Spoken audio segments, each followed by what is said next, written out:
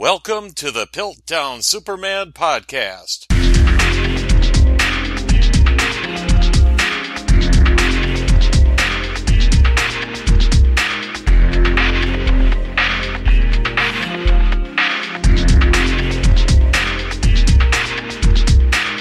This is the final Piltdown Superman podcast of 2013. Those of you who caught the last one might have realized that my voice quality wasn't very good.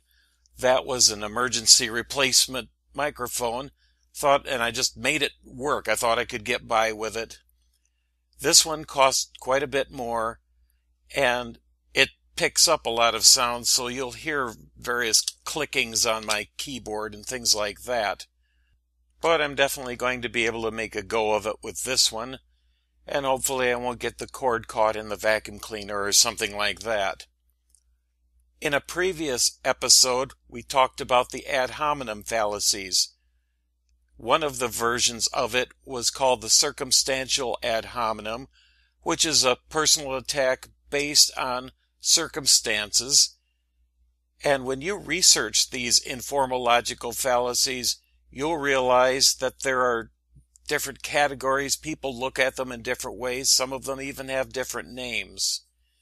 The circumstantial ad hominem is also the appeal to motive fallacy. To me, they are a bit different. The appeal to motive, just look for it, and somebody's going to say, this is why you are doing something. You made your statement, you took your position because of. Like so many other logical fallacies, they seldom stand alone. They are often coupled with or mixed with additional logical fallacies, for instance, arbitrary assertion. But just watch for it when somebody is going to say, you are doing this because. I've came across somebody making a remark about the fact that you can't copy and paste from the PiltdownSuperman.com website.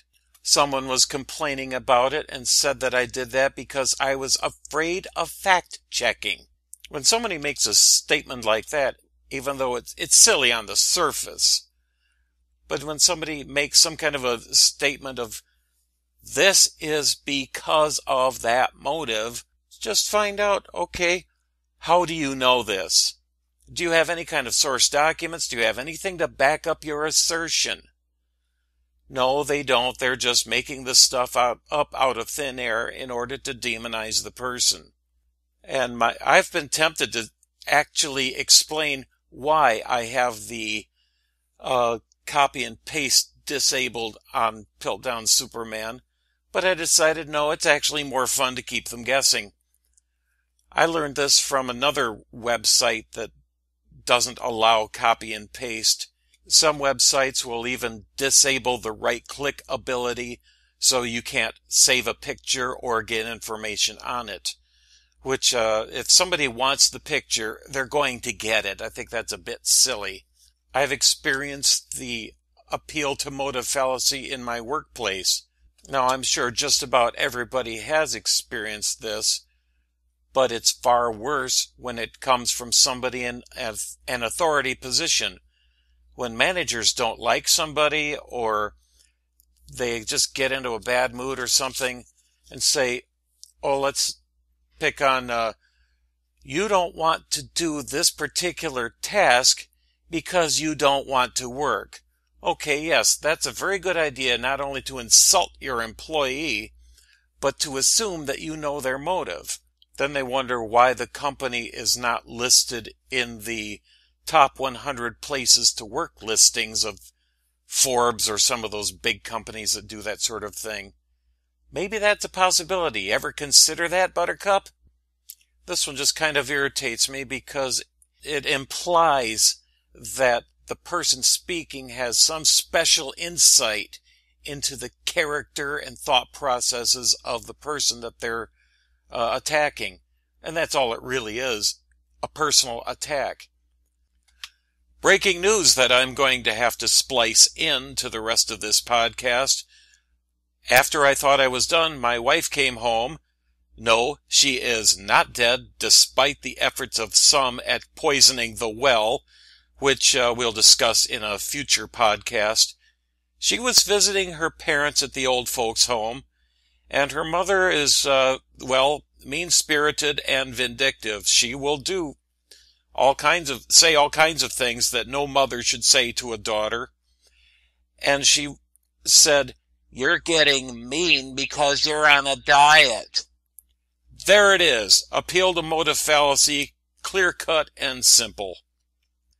Like I've said in so many of these other fallacies, they want to demonize and find a way to neutralize the person instead of dealing with the subject at hand. Once you develop some skills in identifying logical fallacies, and remember, it's really not that difficult. Just read up on it, keep your eyes open, and then you'll realize that somebody's just coming at you with a various number of them, sometimes combined. Then you can ask yourself, do I really need to engage or spend a lot of time engaging this person in a conversation? If they're not capable of carrying a rational discussion and sticking to the subject, it's time to move on. And now, Athiopath Follies.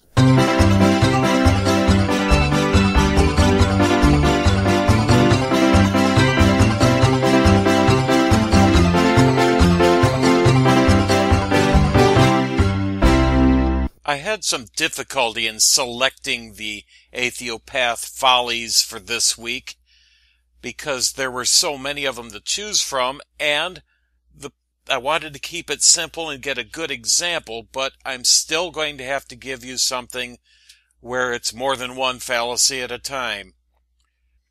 This infamous troll wrote, "I myself was banned from Evolution Fairy Tale for being a scientist. They don't seem to like maths over there. A complete double standard, but then again, we all know that they have no integrity/standards, don't we?" We have a couple of problems with this one. First, I was banned for being a scientist. No, didn't happen, sorry.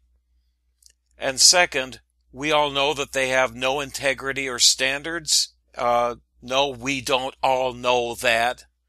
And how would you know? That's twice in one short statement here. This guy is appealing to motives. And then there's the other slur, they don't seem to like maths over there. That could be an appeal to motive too, but it's a bit vague. Complete double standard. That doesn't have anything to do with what's under discussion, so he's just throwing in some abusive ad hominem. So the whole thing is a personal attack. It doesn't have any bearing in reality. And it's an appeal to motive fallacy. Once again, I am going to keep hammering this. I want people to get it. We have to be better than those that are attacking us. Sometimes it's difficult. The appeal to motive fallacy is something that I believe all of us are prone to do, is to analyze and speculate.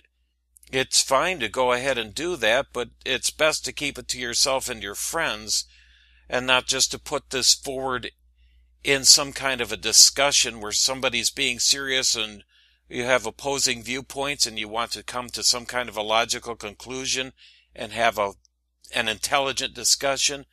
Then you appeal to their motive as if you have some kind of a special insight into their mental processes and their emotional or spiritual condition. Try very hard to stick to the subject. If the opposition cannot do that, then maybe there is no need to waste your time in a discussion. In my opinion, some people are beyond learning. They're so wrapped up in their emotions that they slip into these fallacies so that they can attack the person instead of dealing with the subject. We have to rise above that. Take some training, self-conditioning, self-monitoring. If you have skilled friends that are able to point out, hey, you messed up on that one, take the advice or analyze it. Maybe they're wrong, but at least examine it and stick to the topic.